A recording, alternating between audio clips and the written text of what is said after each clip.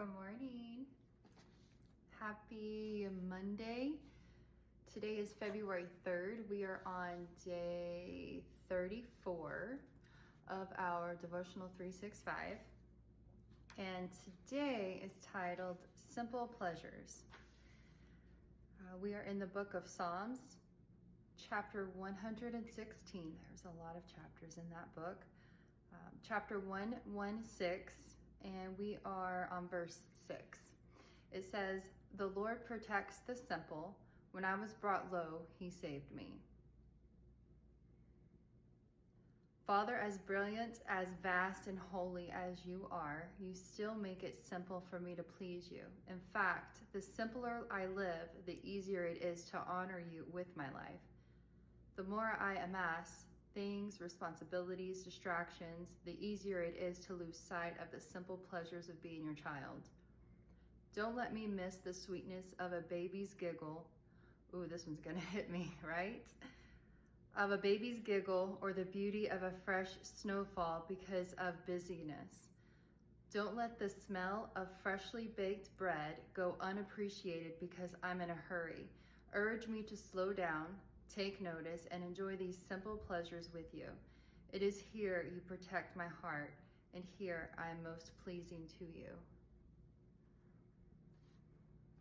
Yeah.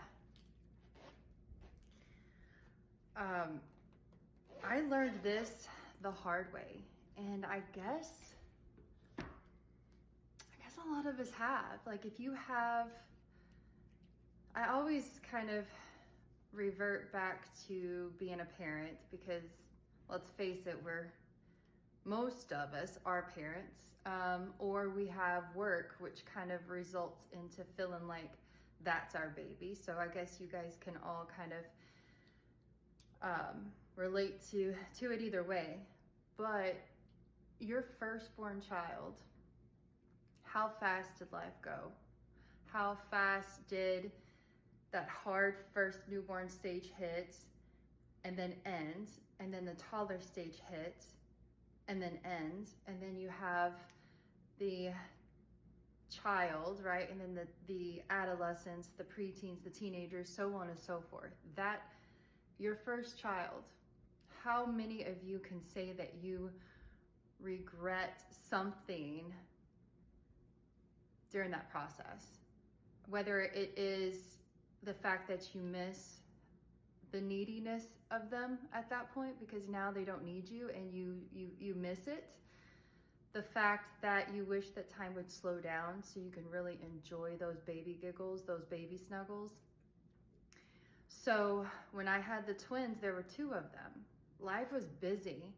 I worked full time. The boy's father, my ex-husband, he worked weekends and then part of during the week. So I worked full time and I'd come home, tend to the twins, and then most weekends I would have the twins solo, and having two, it's a lot of work. Having one is just a lot of work. But if you think about it, you know, you're so busy just going through the motions of every single day that it is so easy to just live for what's coming next versus living for what you have now. And having Maverick, my 2-year-old, so there's a big age gap there, but having Maverick, it reminded me of all of the things that I realized at a later date, hindsight 2020, that I missed, that I wish I would have just slowed down quite a bit and really enjoyed taking them to the park and watching them play, getting off my phone. That's a big one. That is a really big one. Put your phone down. Enjoy your child for where they're at, the innocence of for where they're at, because the day that you're in is the last day that will come to pass for that day. Does that make sense? In other words, you're not going to get tomorrow back. You'll get the following day to move forward, but you can't go back in time. Yesterday, sorry. You don't get yesterday back. You get tomorrow, but you don't get yesterday back. So remember that. I try to make it a point to not always have my TV on because I find it as a distraction for me of being able to calm my mind a little bit. And I'll show you the background that I have right now. I don't know if I'm the only one, but if you guys don't do this, try it. It'll relax you, it'll calm you down, it'll slow you down. So I keep my living room TV on a YouTube channel that literally streams light music. Sometimes I keep it on mute. Light music, instrumental type of music, but it also, I choose if I want it to be what the setting is, whether it's like a cafe, coffee type of scenery. If it's snowing, when it's snowing outside, I'll change it to like a snowfall from a cabin. But this is what I chose today. Let me see, let me see if you can see it. You see? Like, it's just really calm. It reminds me of, literally, it reminds me of the beauty of the world. You choose what you want. Start there. Try something like that. And that can be your trigger to remind you to slow down. If you get so caught up in the day. At dinner time, right?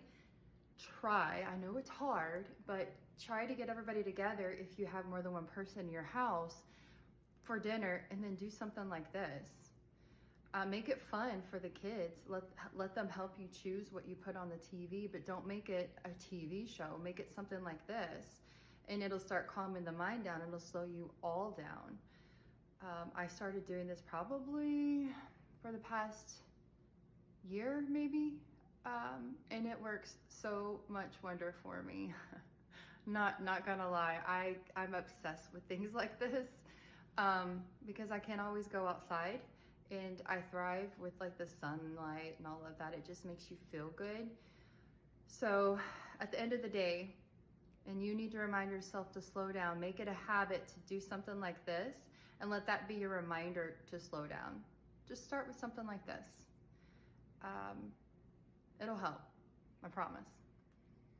So hug your loved ones. Give any babies a squeeze and a hug that you have in your household.